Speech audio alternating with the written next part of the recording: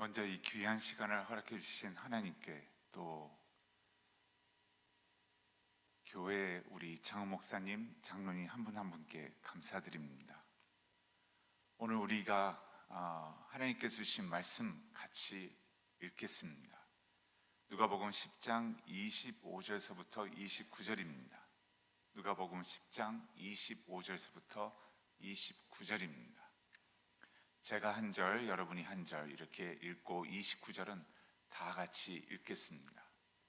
어떤 율법 교사가 일어나 예수를 시험하여 이르되, 선생님, 내가 무엇을 하여야 영생을 얻으리이까?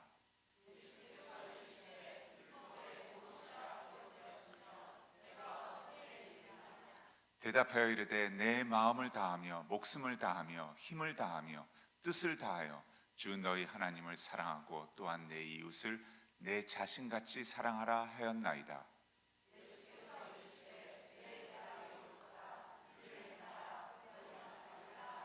다 같이 읽겠습니다. 그 사람이 자기를 옳게 보이려고 예수께 여짜오되, 그러면 내 이웃이 누구니까? 아멘. 예수님과 제자들이 지나가는데 한 율법 교사가 일어나서 주님께 질문을 던집니다. 여기에서 율법 교사라고 하면 목사님 중에 목사님을 얘기합니다. 다시 말하면 하나님의 말씀을 늘 묵상하고 연구하고 가르치고 그대로 살라고 어느 누구보다도 애쓰는 자를 율법 교사라고 얘기합니다. 율법 교사가 일어나서 예수님께 질문을 던진 것은, 내가 무엇을 어떻게 살면 영생을 얻으리까? 이렇게 묻습니다. 예수님이 율법 교사가 질문을 하는 거기 때문에, 말씀을 잘 알고 있는 자기 때문에 되묻습니다.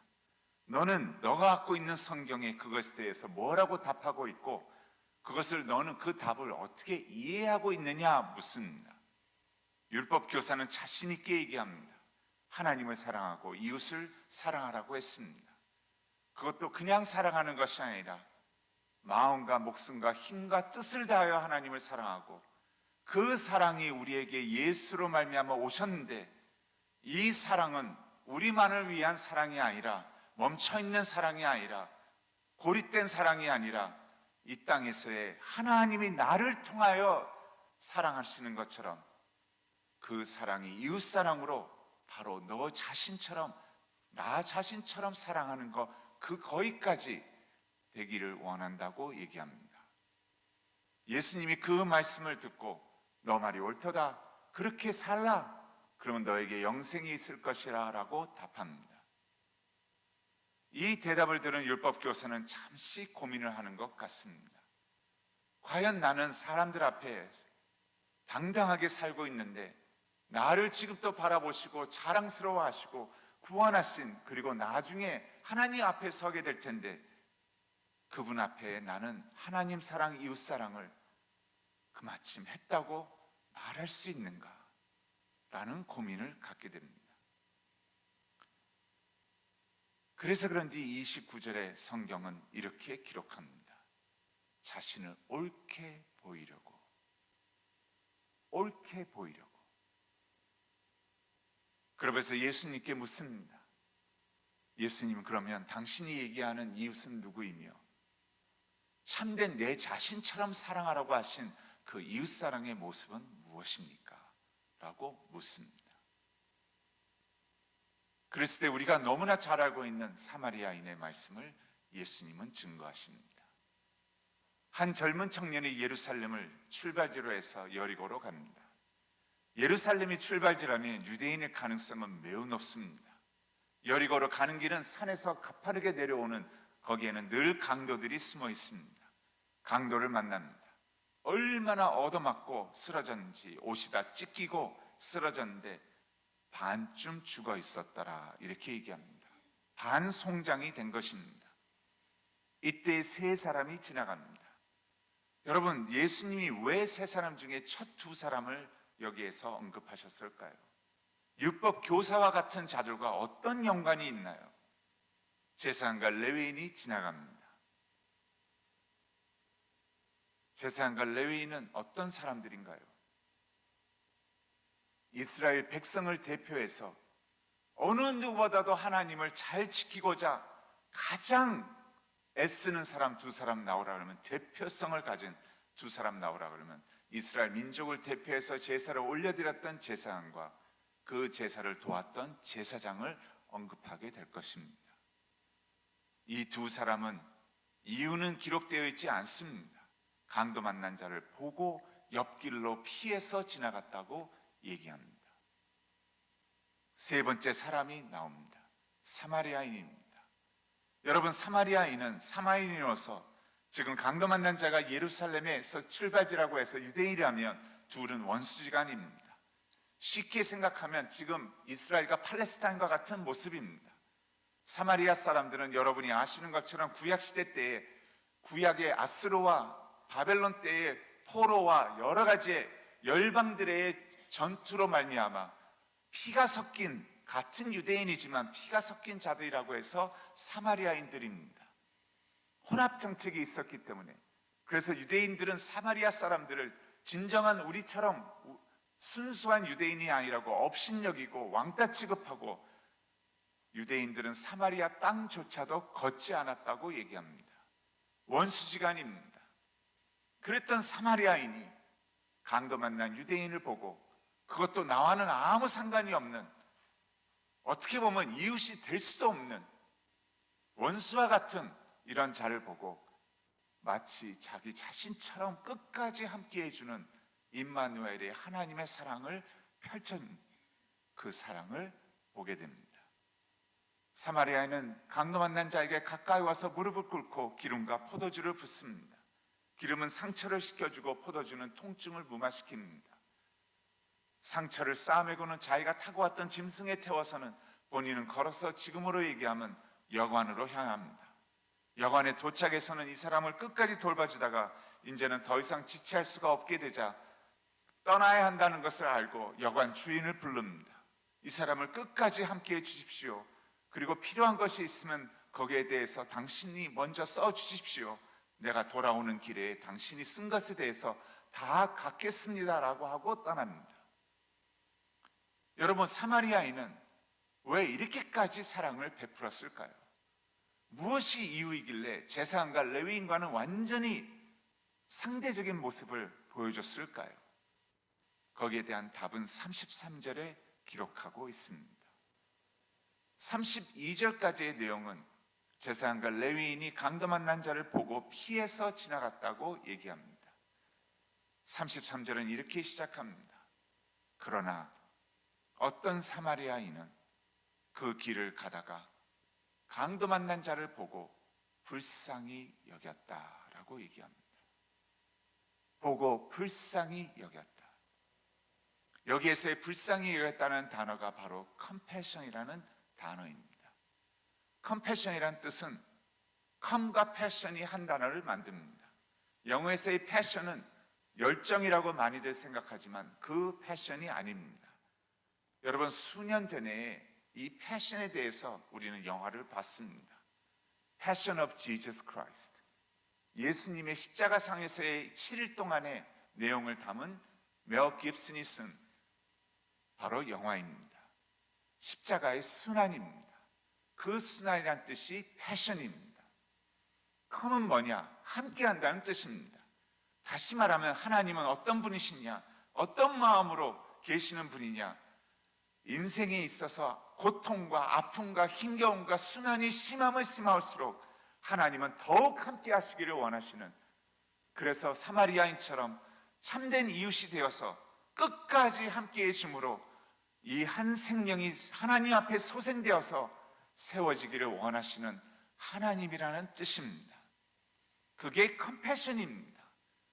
여러분, 그 마음을 하나님이 사마리아인에게 보는 그 가운데 주셨을 때 사마리아인은 내 자신처럼 이웃사랑하는 하나님의 사랑을 펼쳐지게 된 것입니다.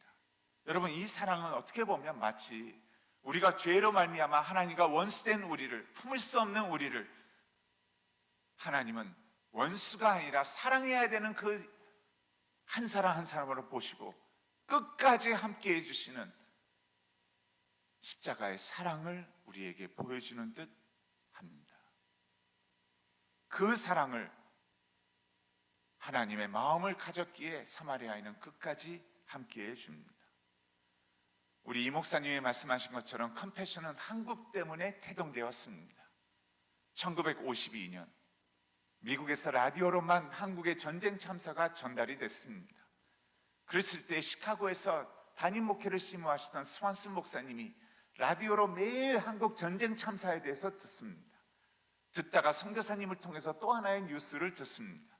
지금 한국 전쟁 가운데에서 미군들이 거기에서 예수 그리스도를 복음을 듣지 못하고 전쟁에서 죽어가고 있다고.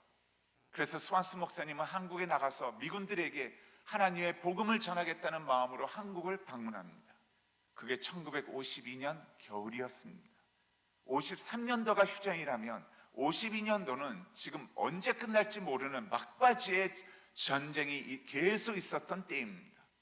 스완슨 목사님이 한국을 방문했는데 백인 한 사람이 서울 시내 한복판을 왔다 갔다 했더니 어디서 완전 전쟁 잔해가 된 건물들이 무너진 그 가운데 보이지 않던 어린아이들이 깡통을 들고 와서는 백인 목사님 앞에 서서는 주세요, give me, 주세요 라고 외쳤다고 합니다.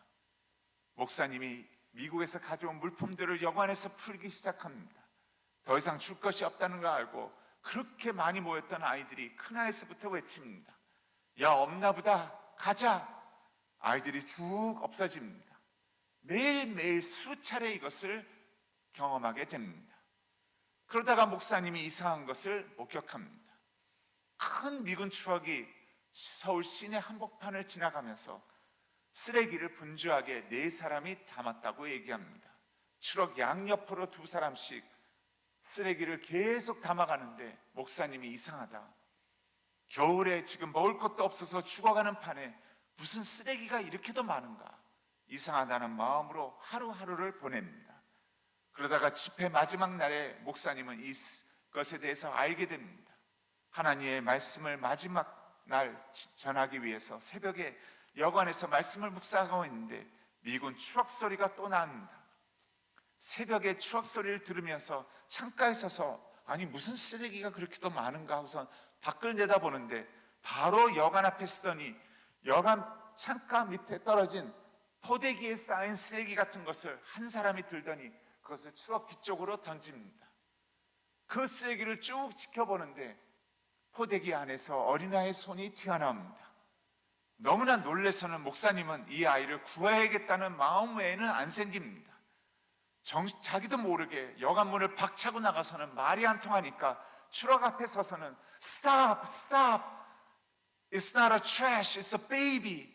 쓰레기가 아니라고, 어린아이라고 하고 추락을 세우고는 추락 앞쪽으로 올라가서 뒷견으로 어디에 떨어졌는가 하고선 쳐다보는데 아이를 찾으려고 했던 이분이 목격하게 된 것은 지금까지 매일 수차례 지나갔던 이 미군 추락은 쓰레기 더미로 가득 찼던 것이 아니라 겨울을 나지 못하고 얼어 죽은 한국 전쟁 고아 어린아이들의 시체로 가득 쌓여 있었다고 말합니다. 사마리아인처럼 이것을 본 스완슨 목사님의 마음속에 하나님의 컴패션의 마음이 목사님의 마음을 흔들어 놓기 시작합니다. 너는 보지 않았냐? 이제 어떻게 살 것이냐? 하나님, 저는 돌아가야 합니다. 잠시 방문한 것입니다.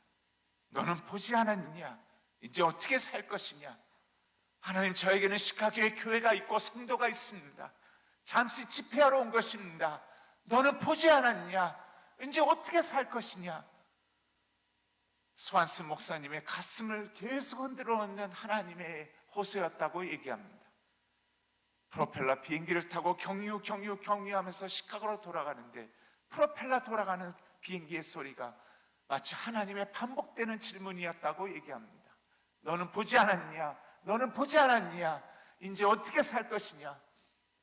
시카고로 돌아가서 목사님의 교회에서부터 한국 어린이를 돕자는 그 메시지가 시작이 됩니다. 한국에서 하나에게 얻어간 깡통을 지켜줍니다. 백인들이 멍하니 쳐다봤다고 얘기합니다. 목사님이 이게 뭔지 아시냐고 했더니 쳐다보는 백인들이 뭔가를 모릅니다. 여러분, 이것은 여러분의 쓰레기통에서 줄 수 있는 쓰레기와 같은 깡통에 불과합니다. 그러나 여러분이 매일 라디오로 들으시는 한국의 전쟁 가운데에서는 이것은 어린아이들의 생명줄입니다.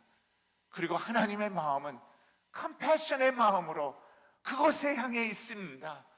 하나님의 마음으로 어린아이를 살립시다라는 목사님의 외침이 바로 오늘 예배처럼 본인의 교회에서 시작이 된 것입니다. 백인들이 일어나기 시작합니다. 함께 한다고, 한국 어린이를 살리겠다고 무기력한 강도를 만나 그 아이들을 살리자고, 아무 소리도 지르지 못하고 얼어 죽는 아이들을 구하자고 하면서 백인 성도들이 일어나기 시작합니다. 그 소문이 성도들로 목사님들을 통해서 이웃교회로 퍼져나갑니다. 이웃교회에서 목사님이 청빙을 합니다. 와서 그 말씀을 전해달라고. 그래서 그 말씀을 또 전합니다. 그러면서 이웃교회들도 일어납니다. 타주에서도 요청을 합니다. 너무 바빠진 목사님의 스케줄 때문에 교회를 다른 분에게 담임 목회를 물려주고 목사님은 컴패션의 사역을 한국을 위해서 시작하게 된 것입니다. 그리고 그 소문은 미국 전역으로 교인들과 함께 일어나기 시작합니다. 그리고 카나다로 갑니다. 카나다 교회와 목사님들과 성도들이 일어나기 시작합니다. 그리고 호주로 건너갑니다. 호주 교회에서들 일어나기 시작합니다. 그래서 한국을 1952년서부터 잘 살게 되어서 이제는 더 이상 외국의 도움이 필요 없다고 한국이 유엔에다가 선포할 때까지, 다 떠나달라고 할 때까지 사마리아인처럼 93년까지 41년 동안 함께 해준 컴패션이었다는 것입니다. 여러분, 목사님이 다니면서 컴패션이 외침을 시작했을 때부터 수많은 사람들이 동일한 이 한 가지의 질문을 던졌다고 얘기합니다. 아니, 우리 주변에도 가난한 사람이 힘겨워하는 사람들이 많은데 왜 알지도 들어보지도 못한 한국이냐고 그 말을 할 때마다 목사님이 외쳤다고 합니다. 여러분, 한국을 가보신 적이 있습니까? 그 아이들을 보신 적이 있습니까? 우리의 가난의 싸움은 상대적인 것 아닙니까? 한 끼조차도 못 먹어서 죽어가는 사람들은 드물지 않습니까? 그리고 그것은 우리가 해결할 수 있지 않습니까? 지금 한국에는 20, 30%의 어린아이들이 그렇게 죽음을 맞이하고 있습니다. 아무 이유 없이 소리 하나 지르지 못하고 죽어가는 그 아이들을 보신 적이 있습니까? 라고 하면서 목사님은 외칩니다. 그리고 여러분과 제가 천국에 갔을 때 하나님은 백인만을 보는 것을 원치 않으십니다. 우리가 천국에 갔을 때 하나님은 미국 시민만을 보는 것을 원치 않으십니다. 지금 하나님은, 컴패션의 하나님은 아무것도 할 수 없이 무기력하게 강도 만나 죽어나가는 한국의 어린아이들과 함께하기를 원하신다는 메시지를 전 세계적으로 외치고 다녔다고 얘기합니다. 여러분, 하나님이 그 한 사람에게 한 마음을 주심으로써 놀라운 하나님의 사역이 시작되었던 것입니다. 저도 컴패션을 몰랐습니다. 저는 미국의 이민자의 아들로 태어나서 저희 부모님이 1세 이민자이고 저는 미국에서 교수 생활을 막 시작하려고 할 때에 컴패션에서 연락이 왔습니다. 텍사스에 있는 어느 교수가 당신을 추천했는데 컴패션에서 한국에 들어가 후원국으로 시작할 마음이 있냐고. 컴패션이 뭐냐고 물었습니다. 나 월드비전은 아는데 컴패션이 뭐냐고. 왜냐면 저는 다른 기관은 제가 사역을 할 마음이 없었기 때문입니다. 구제 구원은 모두들 하고 있기 때문에 꼭 컴패션이 나서서 해야 될 생각이 없었기 때문입니다. 그런데 컴패션의 철학과 컴패션이 하는 것과 어린이들을 구제 구호하는 것이 아니라 아이들을 양육해서 부모가 키울 수 없는, 죽을 수밖에 없는 아이들을, 그것도 현지에 있는 교회가 그 아이들을 모아다가 부모가 되어주고 선생님이 되어주고 의사 선생님이 되어줘서 교회가 먹이고 입히고 그 아이들을 학교를 보내고 의료 혜택을 주고 교회에서 모든 것을 복음과 함께 이 아이들의 부모가 하나님이 되어줌으로써 바로 이 아이들은 어렸을 때부터 예수 그리스도를 알게 되고 그 예수를 알게 되면서 공부를 하게 되고 그래서 자기 하나님이 자기에게 주었던 달란트와 은사를 공부와 함께 발견이 되어서 극대화되어서 하나님 앞에 멋지게 세워져 대학교까지 졸업이 됐을 때 이 아이들이 이 세상에 예수의 이름으로 영향력을 미치는 아이로 세워졌을 때 하나님은 그 아이들의 삶을 통해 영광을 받으시는, 기뻐하시는 하나님이라고. 그래서 컴패션은 유일하게 현지의 교회를 통해서 아이들을 양육하고 있다고 얘기를 했을 때, 그리고 그것은 한국 때문에 시작됐다고 얘기했을 때 저는 너무나도 놀랐습니다. 한국을 전 세계에서 제일 많이 도운 기관이라고 하는데 이렇게도 몰랐던 이유는 한국에서 컴패션이 세운 교회만 2,700개가 넘는데, 그것도 주중에는 보육원이 되었고 전쟁코와 어린아이들을 양육했고 2,700개의 보육원이 주말에는 교회당이 되는, 폐허가 된 교회가 무너진 이곳에 교회당을 세운 것만 2,700개가 넘는데, 컴패션을 한국이 수혜국일 때는 몰랐던 이유는 컴패션은 자신들의 이름 간판 하나 내세우지 않고 그 교회의 이름으로 그 지역을 예수께로 인도하는 것이 목적이기 때문에 교회가 그 일을 할 수 있게끔 만들었다는 그것이었습니다. 저는 신학교 교수로서 이것은 진짜 하나님이 너무나도 기뻐하시는 성경적인 것이 아닌가. 교회를 통하여 교회의 이름으로 그 지역에 복지가 되고 선교가 되고 전도가 되고, 죽을 수밖에 없는 전쟁고와 어린아이들을 데려다가 먹이고 입히고 부모가 할 수 없는 아이, 이것을 교회가 하게 하고 공부를 시켜서 하나님의 리더로 세워서 이 땅을 변화시키고 목사, 변호사, 의사, 간호사, 수많은 하나님의 영향력 있는 지도자로 키워내는, 그것을 교회가 하게끔 만들었다는 것이, 그리고 지금 또 그 일을 하는데 한국의 요청으로 이제는 우리가 할 때라고 후원국으로 들어와 달라 그래서 누군가는 들어가서 해야 되기 때문에 당신을 추천을 받았다고 하는 얘기를 들었을 때 저는 그런 기관이 있었다는 것에 놀랐습니다. 그리고 마치 하나님의 두 번째 부르심을 받는 줄 알고 제 식구를 데리고 역이민을 하게 된 것입니다. 여러분, 이것은 하나님이 하신 일입니다. 저는 한국에서 이제 수많은 이러한 한국의 50년, 60년, 70년대를 살고 있는 나라들을, 어린아이들을 만납니다. 그리고 그 지역과 그 교회를 방문합니다. 그러면서 저에게는 한 가지 분명한 것을 알게 되었습니다. 하나님의 마음이 어디에 있는지. 목사로서 주석으로만 머릿속에 새겼던, 그래서 나의 열방에 향한 기도, 낮은 곳을 향한 기도는 의무적이고 잠깐 있다가 잊어버리고, 내가 다급한 지금 내 식구나 내 성도나 내 가까운 사람들의 기도는 기도 응답이 있을 때까지 버티지만 전혀 버텨내지를 못하는 숫자에 불과한 그런 가장 낮은 곳에 보잘것없는 한 생명을 향한 그랬던 목사는 하나님께서 포기하심으로 저를 많이 바꿔주셨습니다. 여러분, 우리는 알고 있죠. 전 세계 인구의 3분의 1이 한국의 60년대, 70년대의 모습으로 살고 있다는 것을. 그것을 절대적인 빈곤이라고 얘기합니다. 쉽게 얘기하면 이렇습니다.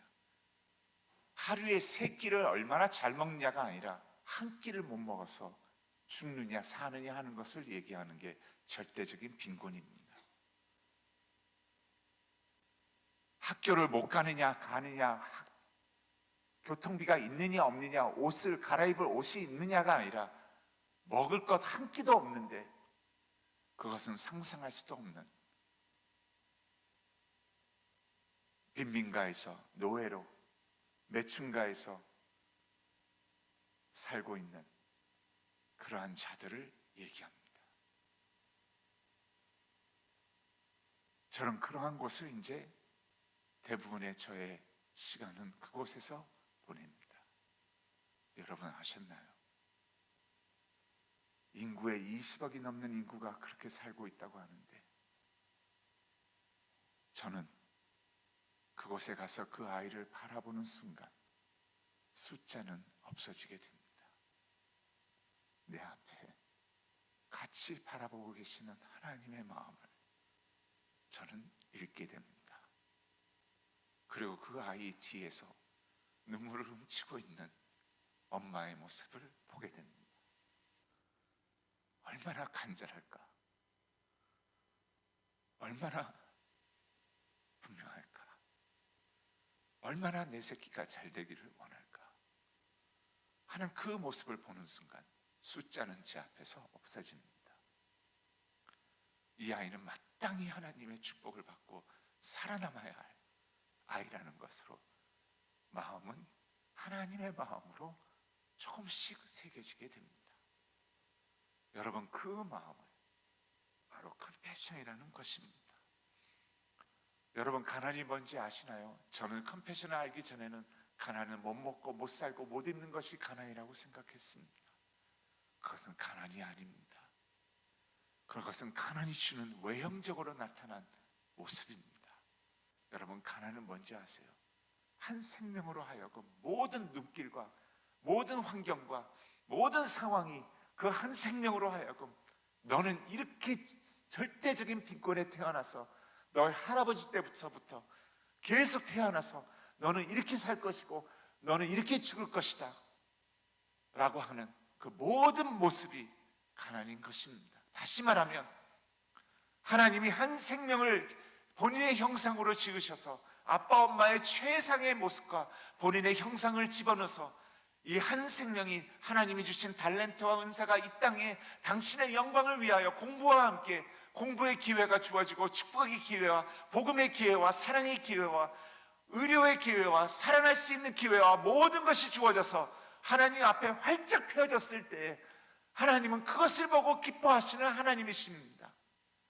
그러나 가난 때문에 한 생명이 하나님이 사랑한다는 것조차도 알지 못하고 그 가운데 너에게는 아무 계획이 없으며 너는 아무리 살아나려고 해도 살 수가 없는 인생이고 쓰레기와 같은 인생으로 살다가 그렇게 치워져 나갈 것이라는 그 모든 환경과 눈빛과 모든 상황이 마치 너에게는 하나님이란 분은 안 계시다는 그것이 가난인 것입니다. 그래서 컴패션은 수많은 어린아이를 구해 주십시오라는 기관에서 유일하게 양육을 하는 이유는 그 이유인 것입니다. 하나님의 형상이 공부의 기회가 주어지고 의료의 기회가 주어지고 말씀의 기회가 주어지고 사랑의 기회가 주어져서 교회가 그것을 하게 되었을 때 아이들은 어렸을 때부터 하나님을 알게 되고 하나님은 너를 사랑하신단다. 비록 세상의 죄악과 욕심과 가난이 너를 이렇게 만들었지만 하나님은 컴패션의 하나님이시란다. 그리고 너와 함께하기를 원하신단다. 그리고 이렇게 되는 것을 하나님은 같이 아파하신단다. 그래서 교회가 나서서 너를 먹이고 입히고 학교를 보내고 의료 혜택을 주고 사랑을 해주고 하나님을 알게 하며 하나님 사람으로 키웠을 때 너가 멋지게 하나님 앞에 하나님의 사람으로 세워져 쓰임받을 때 하나님은 기뻐하시는 하나님이시란다. 바로 그것 때문에 컴패션은 유일하게 전 세계에서 양육기관이 된 것입니다. 여러분, 애를 키운다는 것은 쉽지 않다는 것을 우리는 알고 있습니다. 그런데 양육을 고집하는 이유는 그것도 유일하게 교회를 통해서 신앙을 넣어주면서 하는 이유는 저는 확신합니다. 저는 부모로서 만약에 내가 그 상황 가운데 살고 있다면 내 아이가 그런 상황이라면 저는 부모로서 절대적으로 부분적인 구제 구호나 일시적인 도움을 줄 생각을 하지 않을 것입니다.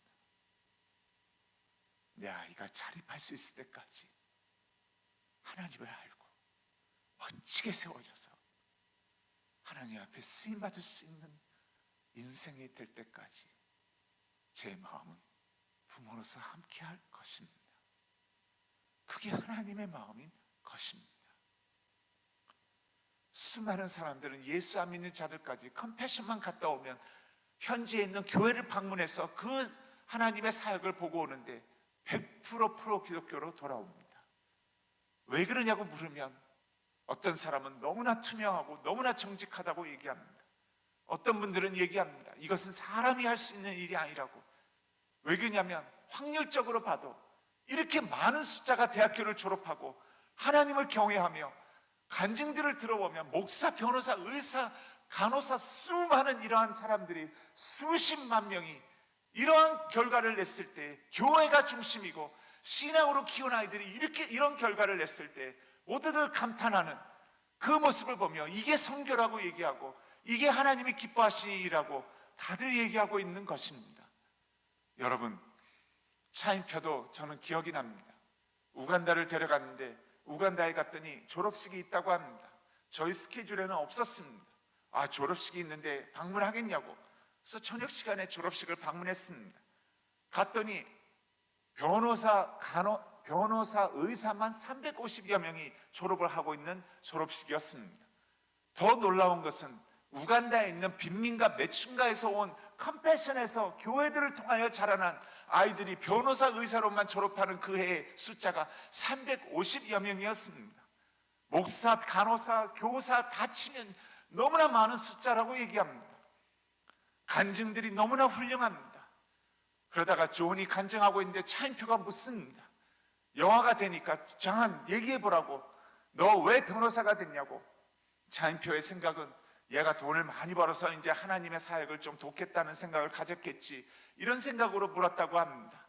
존이 차인표의 질문을 듣자마자 몇 초 안 돼서는 눈시울이 뻘개집니다.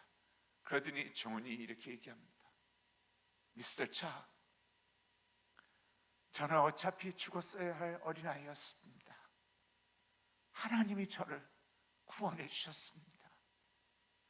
교회가 저를 사랑해 주었습니다. 저의 지금의 이 모습은 예수 그리스도 그분입니다. 그러면서 여러분, 미스터 차 아시나요? 저는 빈민가에서 컸습니다.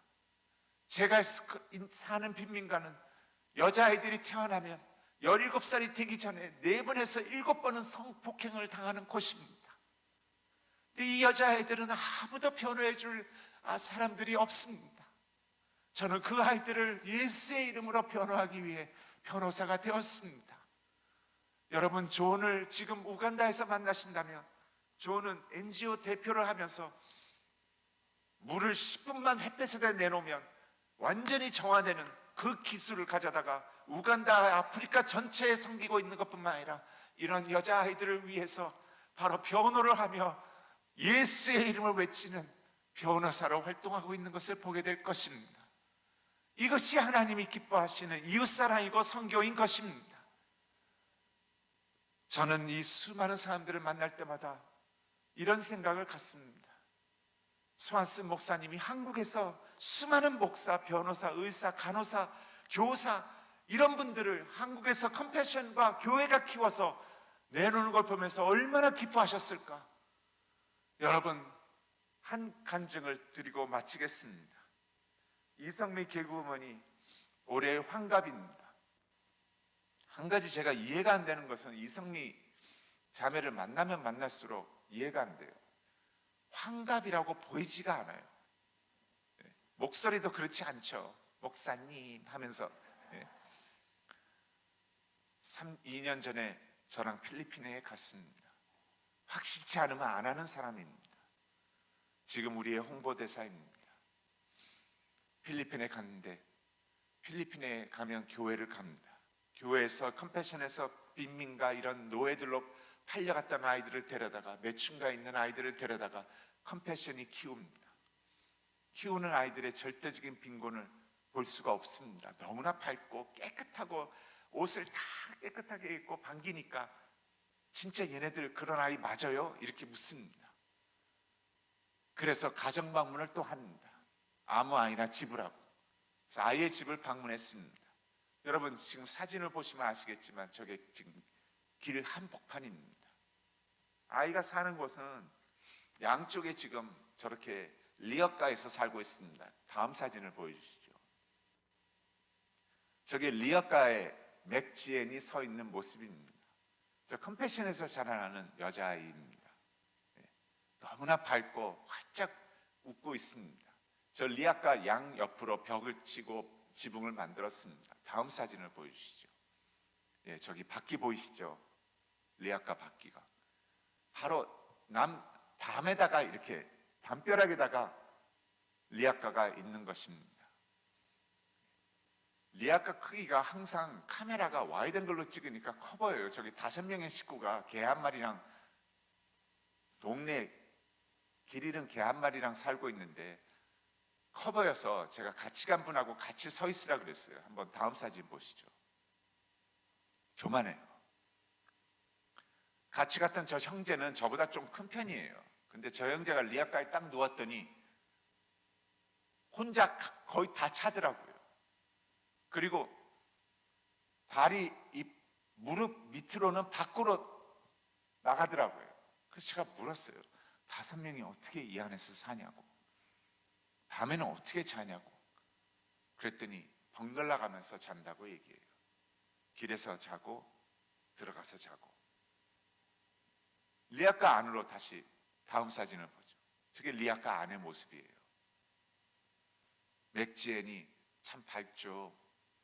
깨끗하죠.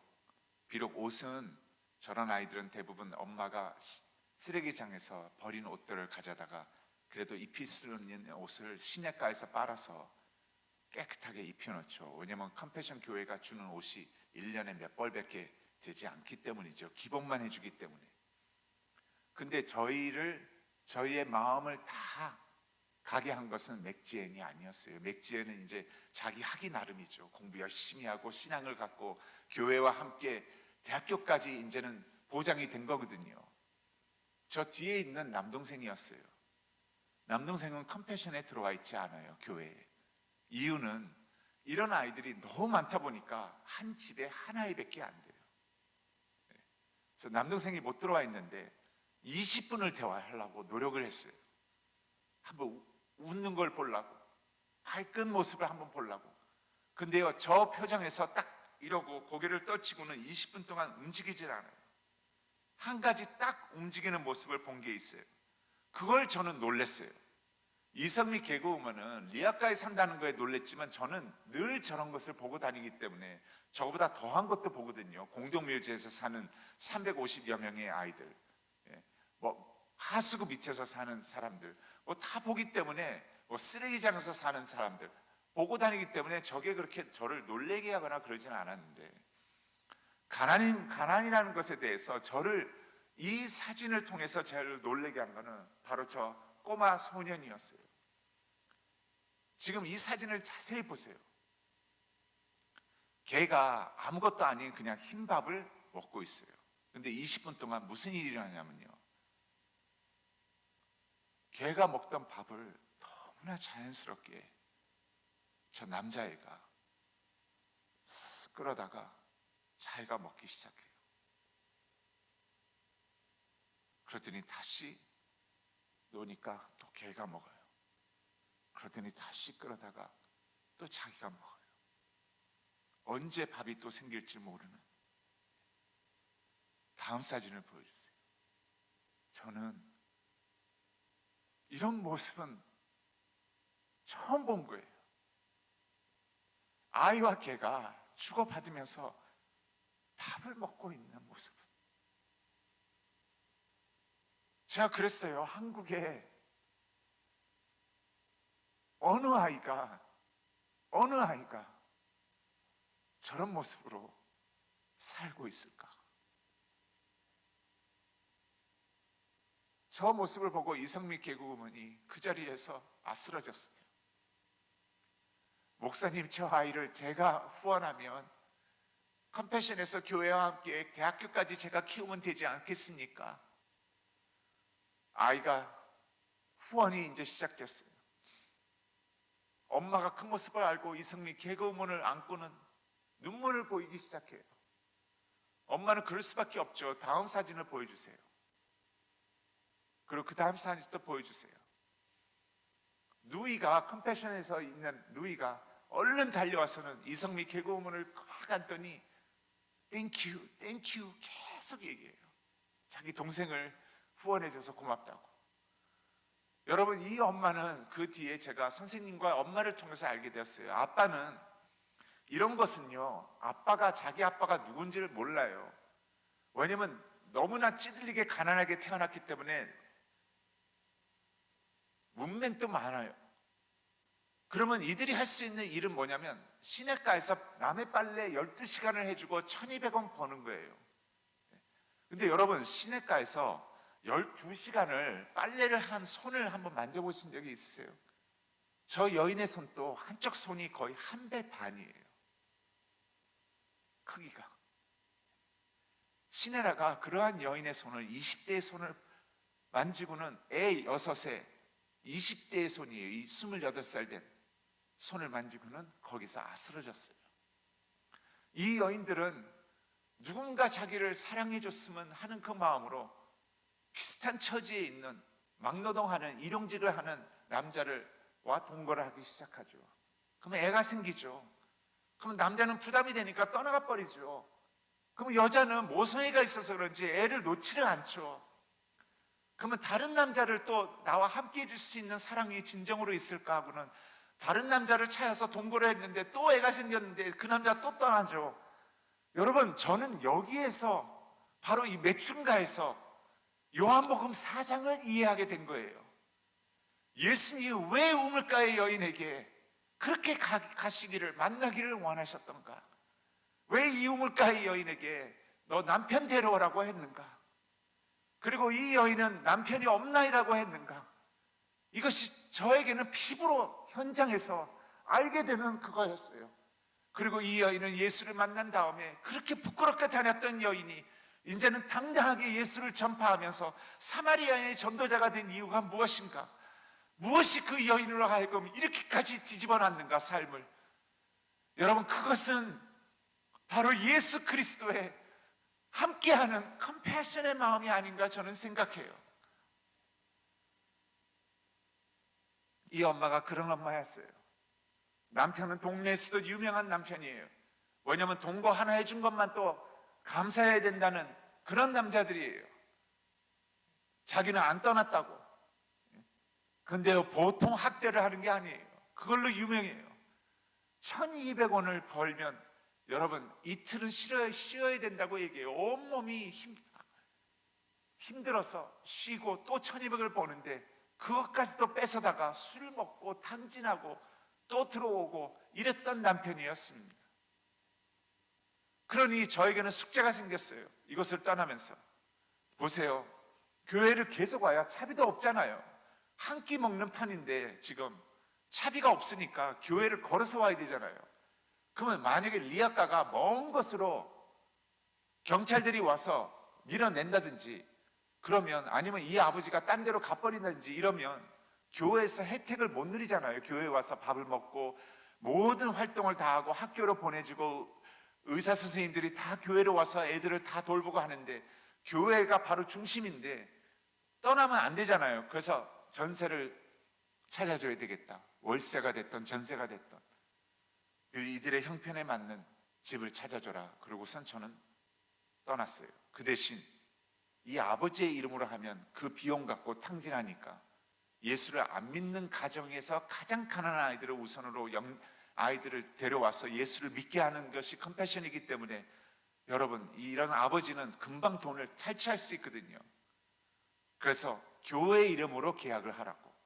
그 대신 조건은 뭐냐? 여기에 살 수 있는 조건은 이 아이들이 대학교까지 졸업할 때까지 살 수 있는 조건으로 하고 월세비는 한국 컴패션이 다 되겠다. 이러고 떠났어요. 그리고 저는 이러한 곳으로 또 방문하죠. 그래서 잊어버렸어요. 1년 후에 갔어요. 갔던 교회 프로젝트는 다시 재방문을 거의 안 해요. 왜냐면 너무 많으니까 300여 개 막 400여 개니까.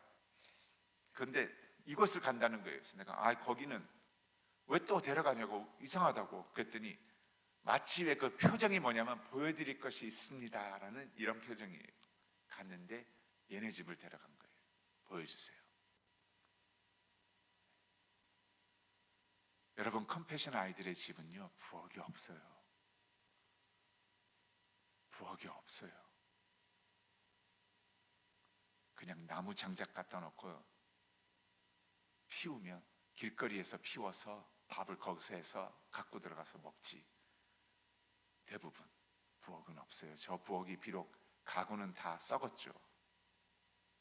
저 집은 참 희한했어요.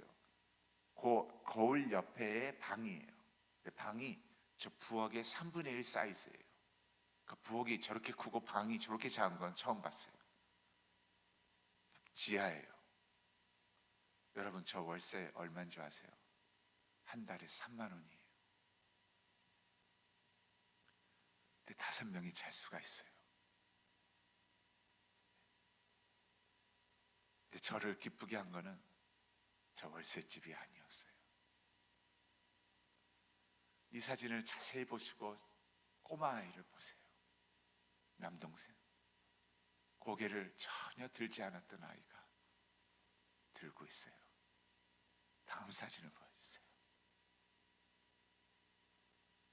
아이가 그때 고개를 들지 않고 그냥 말만 들었죠. 누가 자기를 후원한다는. 저를 그 뒤로 만난 적은 없었죠. 1년 후에 저 집을 가는데 저 꼬마가 달려와서 저를 꽉 안고서는 한마디를 안 해요. 한마디를 안 해요. 그러나 저는 모든 메시지를 다 이해할 수 있었어요. 저는 너무나 기뻤어요. 무엇이 기뻤냐면 저 꼬마가 저렇게 활짝 필 수 있었다면 저를 얼마나 기쁘게 만들었는지 몰라요. 저는 그럴 때마다 항상 무슨 생각을 하는 줄 아세요? 수완슨 목사님이 대구, 부산, 광주, 전라도 수많은 곳에 미국 후원자들을 50년, 60년, 70년, 80년, 90년도에 데리고 와서 한국 아이들이 교회에서 활짝 피어 있는 모습들을 볼 때마다 그 교회에 앉아서 얼마나 기뻐하셨을까? 그리고 내가 이렇게 기쁠 수 있다면 이 아이를 늘 지켜보셨던 하나님은 얼마나 기쁘실까? 여러분, 그것이 바로 이웃사랑이고 컴패션인 것입니다. 저는 확신합니다. 하나님의 기쁨을 같이 누릴 수 있는 그것이라고. 성경에서 예수님은 율법 교사에게 사마리아인의 이웃사랑이 무엇이며 누가 참된 이웃인지를 가르쳐 줍니다. 그리고 36절에 율법 교사에게 묻습니다. 너가 생각하기에는 이 세 사람 중에 누가 참된 이웃이 되었다고 생각하느냐? 37절에 율법 교사가 대답합니다. 자비를 베푼 자니이다. 예수님이 말씀하십니다. 너 말이 옳도다. 너도 가서 이와 같이 하라 하시니라. 너의 말이 옳도다. 너도 가서 이와 같이 하라 하시니라. 기도하겠습니다.